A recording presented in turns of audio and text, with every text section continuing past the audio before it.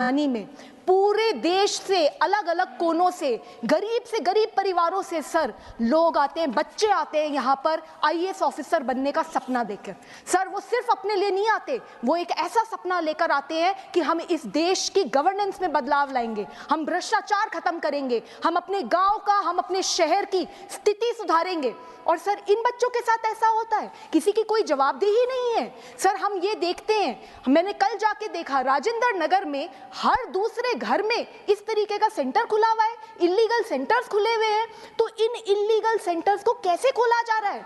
आप देखिए, अगर कोई भी अपना दिल्ली में कोई घर बनाता है, अगर घर में थोड़ा सा भी कंस्ट्रक्शन ज्यादा हो जाता है, तुरंत एमसीडी वाले आ जाते हैं, तुरंत वहां पे वो हल्ला करते हैं और इतना बड़ा इलीगल सेंटर पे सेंटर बने जा रहे हैं और किसी को पता ही नहीं चला। तो बहुत बड़े भ्रष्टाचार का मामला है जो आपके माध्यम से मैं यहाँ पे पेश करना चाहती हूँ। सर हमें ये भी देखने को मिलता है कि थोड़ी सी बारिश होती नहीं और दिल्ली में कई इलाकों में ऐसा हाल हो जाता है कि नाव लेके निकलना पड़ जाए लोगों को। तो ड्रेनेज सिस्टम को कौन साफ करेगा? क्या दिल्ली सरकार और एमसीडी की कोई जिम्मेदारी नहीं है? सर मैं ये आपके माध्यम से सर मैं 3 डिमांड रखना चाहती हूँ। सर सबसे पहले ये जो एफआईआर हुई है, इस एफआईआर में उन कोचिंग के सेंटर के जो लोग हैं उनको पकड़ लिया है पुलिस ने सर, लेकिन ये जो अधिकारी हैं और चुने हुए रिप्रेजेंटेटिव्स हैं उनकी जिम्मेदारी कौन सेट करेगा? सर आप देखिए, वहां पे मुझे बताया गया, बच्चों ने मुझे बताया कि किस तरीके से उन्होंने कंप्लेंट्स लिखी थी, पार्षद को लिखी थी, एमएलए को लिखी थी और कोई एक्शन नहीं हुआ। तो जो एफआईआर हुई है उसमें पूरी तरीके से जांच होनी चाहिए और ये जितने भी अधिकारी हैं इन सब के ऊपर सख्त से सख्त कार्रवाई होनी चाहिए। एक ऐसा मैसेज देना चाहिए कि आगे किसी की हिम्मत ना हो इस तरीके का लापरवाही या भ्रष्टाचार करने की। सर दूसरी बात, सर ऐसे मौकों पर कोई क्या ही मुआवजा देगा?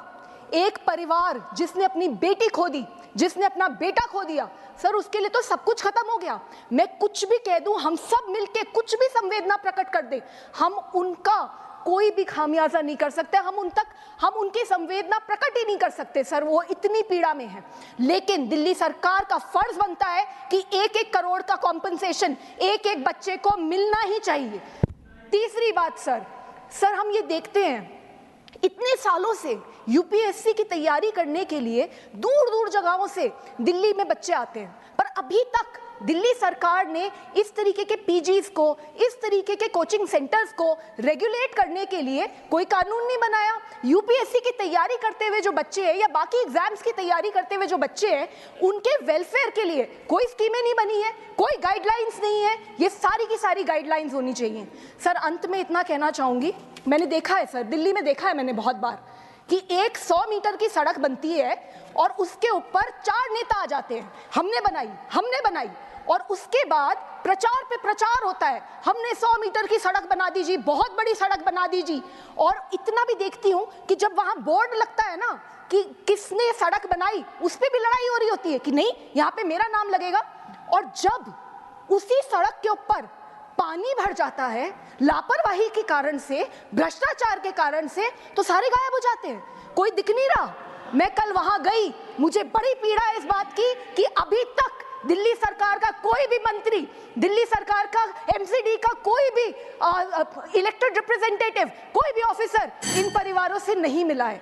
सर आपसे यही रिक्वेस्ट है sir, please give justice sir. Doctor M. तंबी